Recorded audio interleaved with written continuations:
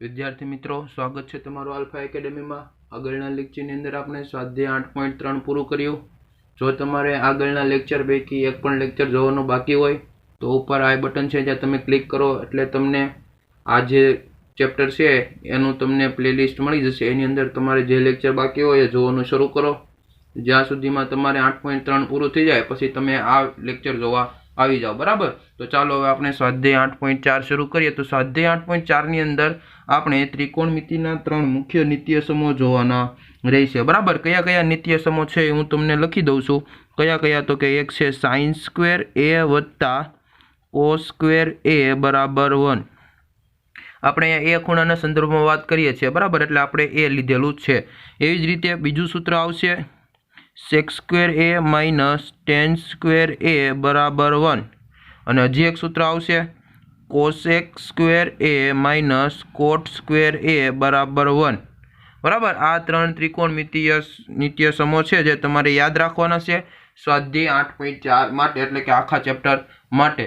જો મિત્રો આ જે નિત્ય સમૂહ છે એ ક્યાંથી આવ્યા છે એ તમને ના ખબર હોય તો એનો વિડીયો પણ હું તમને ઉપર આઈ બટનમાં અથવા તો નીચે તમે ડિસ્ક્રિપ્શન લિસ્ટ ખોલશો, બરાબર, તો ડિસ્ક્રિપ્શનની અંદર પણ એ વિડીયોની લિંક હશે જ્યાં તમે જોઈ શકશો કે ભાઈ આ જે સૂત્રો છે, આ જે નિત્ય સમૂહ છે કઈ રીતે આવેલા છે અને આની જે સાબિતી છે એ પણ મેં ત્યાં કરાવેલી છે। જો તમારે જોવામાં રસ હોય તો તમે ત્યાં જોઈ શકો છો, બરાબર। તો ચાલો હવે આપણે આ સ્વાધ્યાય શરૂ કરીએ, સ્વાધ્યાય 8.4।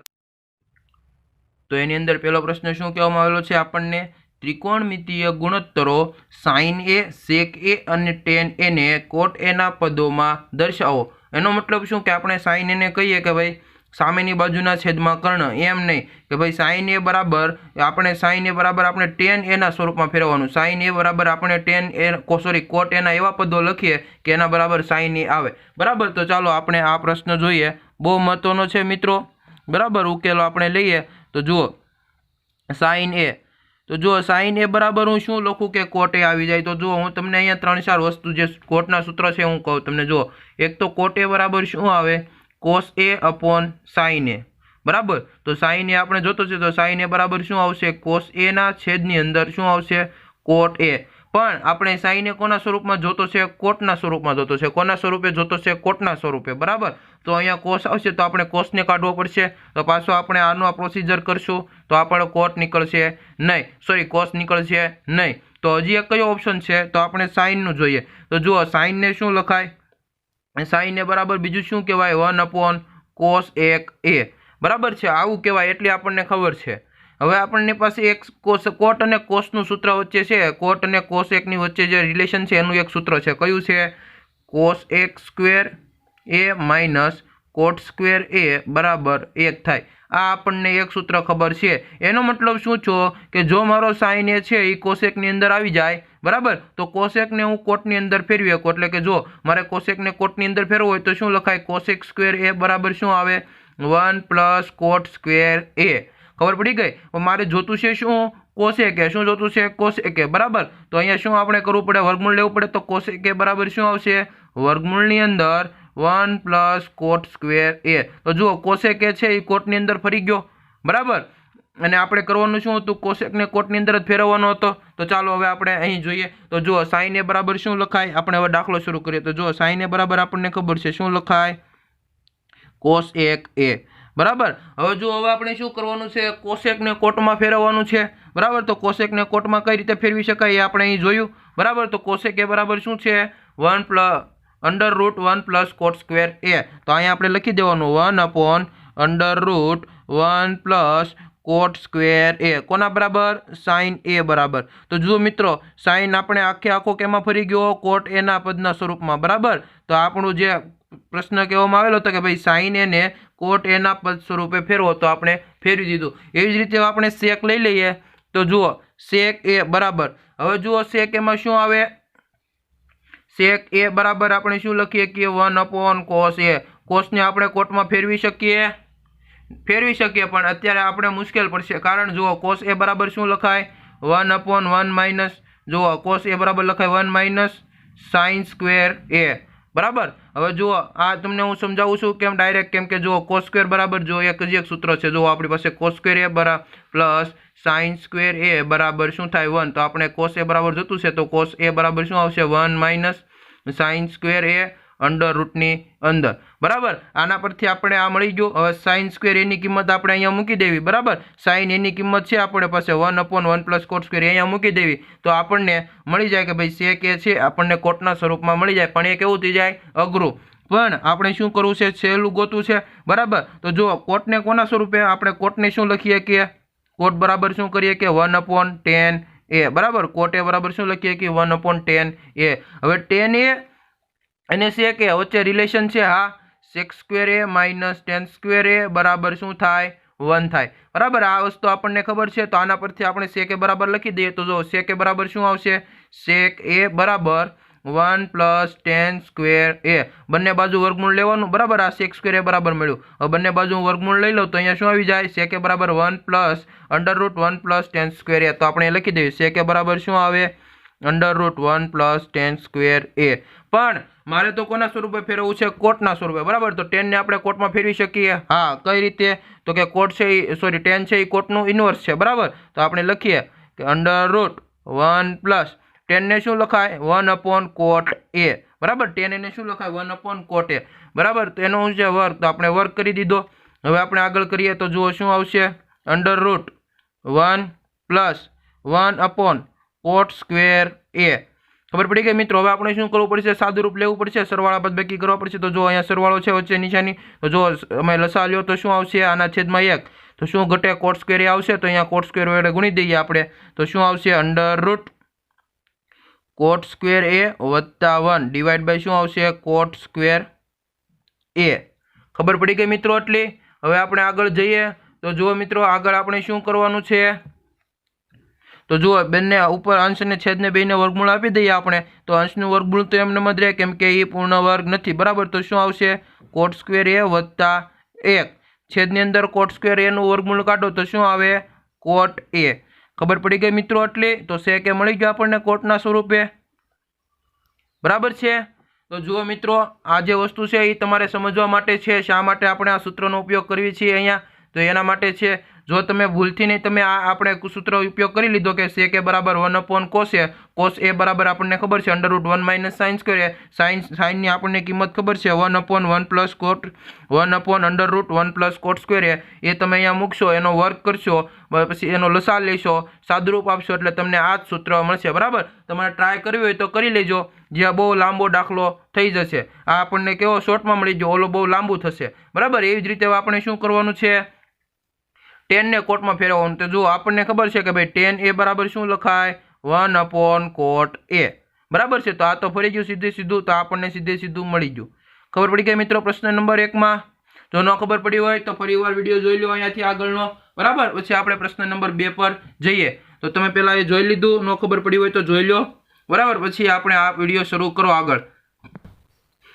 તો જો મિત્રો આગળનો પ્રશ્ન પણ એવો જ છે, પ્રશ્ન નંબર 2 માં શું કહેવામાં આવેલું છે કે ખૂણા એના બધા જ ત્રિકોણમિતીય ગુણોત્તરને sec a ની અંદર ફેરવવાના છે, બરાબર। આપણે આગળનો જે દાખલો તેમાં શું કર્યું હતું, sin a sec a અને tan a ને કોટમાં ફેરવતા, પણ આની અંદર શું છે sin cos tan cot અને cosec બધાને આપણે sec ની અંદર ફેરવવાના છે, બરાબર। sec ના પદમાં આપણે ફેરવવાના છે। તો હવે આપણે શું કરવાનું, તો તમને જુઓ મેં તમને એક વખત શીખવાડી દીધેલું છે એટલે તમને આવડતું હોવું જોઈએ, તો તમે પહેલા તમારી જાતે ટ્રાય કરો વિડીયોને પોઝ કરીને, બરાબર। જ્યાં પણ તમારે ડાઉટ પડે ત્યાં તમે આગળ વિડીયો જોઈ લેજો। ચાલો આપણે હવે આપણે શરૂ કરી દઈએ આ ઉકેલ, બરાબર। તો જો આ પ્રશ્નમાં પહેલા તો આપણને શું કીધેલું છે કે બધા જ ત્રિકોણમિતીય ગુણોત્તરને ફેરવવાના છે, તો આપણે શરૂઆત ક્યાંથી કરશું sin થી, તો જુઓ આપણે લખી દઈએ sin a। હવે જુઓ sin a બરાબર શું કરીએ, જુઓ આપણે આગળનો લેક્ચર હતો એમને આપણે આગળનો જે દાખલો હતો એની અંદર શું કર્યું હતું 1/cos a લીધું હતું, બરાબર। cosec ને આપણે કોટમાં ફેરવી શકતા હતા એટલા માટે, પણ અહીં જો તમે cosec લઈ લેશો, બરાબર, અહીં તમે cosec લઈ લેશો અને પછી તમે એને sec ની અંદર ફેરવવા જશો તો મેળ પડશે નહીં, કેમ કે અહીંયા આપણે 90 માઇનસ થીટા વાળું આપણે 90 માઇનસ a વાળું છે એ આપણે સૂત્ર ઉપયોગ નહીં કરીએ કે કોટિકોણ વાળું સૂત્ર આપણે ઉપયોગ નહીં કરી શકીએ, બરાબર છે। તો આપણે જો cosec ને sec માં ફેરવી શકીએ નહીં, તો આપણે શું કરશું ફેરવી શકીએ પણ એમાં લાંબુ થઈ જશે, બરાબર। તો આપણે cosec ને આપણે sec માં ફેરવી નથી શકતા, તો આપણી પાસે બીજો કયો ઓપ્શન વધે છે, તો કે આપણે સાઇનને કેમાં ફેરવી શકીએ, કોસમાં ફેરવી શકીએ, બરાબર. તો સાઇનને આપણે કોસમાં ફેરવશું તો કોસને તો આપણે સેકમાં ફેરવી જ શકીએ, બરાબર છે. તો જુઓ સાઇન એ બરાબર શું કહેવાય, √1 - cos સ્ક્વેર એ. હવે મિત્રો આ કેમ એવું મારે તમને સમજાવવું પડશે, તો આટલું તો તમને સમજાઈ જશે, બરાબર. ન સમજાય તો મને નીચે કોમેન્ટમાં જણાવી દેજો, પછી આપણે એનું વોટ્સઅપમાં સોલ્યુશન લાવશું, બરાબર. મારા વોટ્સએપ નંબર પર તમે વોટ્સએપ પણ કરી શકો છો. પછી હવે આપણે આગળ જોઈએ તો જુઓ કોસ સ્ક્વેર એ છે અને કોના વડે દર્શાવાય, 1/cos એ વડે દર્શાવાય, તો આપણે લખી દઈએ √1 - હવે જુઓ કોસ એ બરાબર શું લખાય, 1/sec એ, બરાબર. 1/sec એ એનો શું છે વર્ગ, તેનો વર્ગ કરી દીધો. √ હવે શું કરવાનું, વર્ગ કરી દેવાનો, એટલે કે 1 - 1 નો વર્ગ 1 sec સ્ક્વેર નો sec એ નો વર્ગ શું થાય, sec સ્ક્વેર એ થાય, બરાબર. તો sec સ્ક્વેર x. હવે જુઓ હવે શું કરવાનું, લસા લઈ લેવાનો. તો જુઓ શું મળશે અંશની અંદર, sec સ્ક્વેર એ -1 છેદની અંદર શું આવશે, sec એ. આપણે ઉપર અંશ અને છેદમાં વર્ગમૂળ લઈ લઈએ, બરાબર. આને અહીંયા ગુણી દીધો તો શું થઈ ગયું, sec square A -1 divide by શું આવશે, sec સ્ક્વેર x, બરાબર. એટલું આવ્યું. પછી જો બંને અંશ અને છેદને વર્ગમૂળ આપી દે તો અંશમાં શું આવશે, વર્ગમૂળની અંદર sec સ્ક્વેર એ -1 અને આ વર્ગમૂળની અંદર છેદને આપશો તો શું આવશે, વર્ગમૂળની અંદર sec સ્ક્વેર એ. તો વર્ગ અને વર્ગમૂળ ઉયા જાય તો શું વધે, sec એ. કોના બરાબર મળ્યું આપણને, sin એ બરાબર મળ્યું, બરાબર છે. આ આપણે એક થઈ ગયું. બીજું ત્રિકોણમિતિય વિધેય કયું આવે, cos એ આવે. cos એ બરાબર શું કહેવાય, 1/sec એ કહેવાય કે ના કહેવાય, કહેવાય, બરાબર છે. એવી જ રીતે આપણે tan ને જોઈએ તો tan એ બરાબર શું આવે, તો કે જો tan અને sec વચ્ચે સીધું સૂત્ર છે,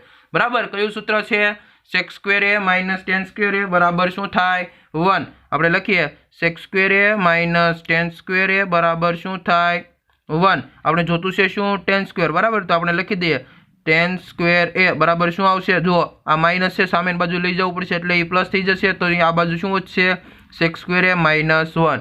ખબર પડી ગઈ મિત્રો. આપણે જોતું છે શું, ખાલી tan સ્ક્વેર નથી જોતું, તો આપણે વર્ગમૂળ લેવું પડશે. તો tan એ બરાબર શું આવશે, વર્ગમૂળની અંદર sec સ્ક્વેર એ -1. અહીંયા શું આવી ગયું, સીધું મળી ગયું આપણને, sec સ્ક્વેર એ -1. હવે જુઓ મિત્રો tan એ બરાબર શું કહેવાય, sin/cos કહેવાય. તો તમે આ બેનો ભાગાકાર પણ કરી શકો છો, ત્યાંથી પણ તમને tan ની વેલ્યુ મળે. તો જુઓ મિત્રો આ જે ચેપ્ટર છે એની અંદર એકનો એક દાખલો ઘણી બધી રીતથી જતો હોય, બરાબર. તમારે અમુક ટ્રાય કરવાની બધી રીતની, તમારે જો મજા લેવી હોય આ ચેપ્ટરની અંદર તો તમારે બધી રીત ટ્રાય કરવાની, જે અઘરી પડે તો આપણને ખબર પડી જાય કે ભાઈ પરીક્ષામાં આ રીતનો આપણે ઉપયોગ કરી શકીએ નહીં, અને તમારે પ્રેક્ટિસ પણ થઈ જાય. જુદી જુદી રીતનો ઉપયોગ કરો એટલે તમને જુદા જુદા પ્રકારના જે ડાઉટ આવે એ બધા આવે અને આપણે સોલ્વ કરીએ સાથે મળીને, બરાબર. હવે જો આપણને tan મળી ગયો, હવે એ જ રીતે આપણે cot જોઈએ તો cot એ બરાબર શું કહેવાય, 1/tan એ, બરાબર. હવે જુઓ મિત્રો આપણે લાંબી પ્રોસેસ કરાય નહીં. હવે આપણને સીધી ખબર છે કે ભાઈ tan એ નું મૂલ્ય સેકમાં આપેલું છે તો 1/tan એ, અને tan એ નું મૂલ્ય આપણને ખબર છે તો મૂકી દેવાનું 1/√sec સ્ક્વેર એ -1.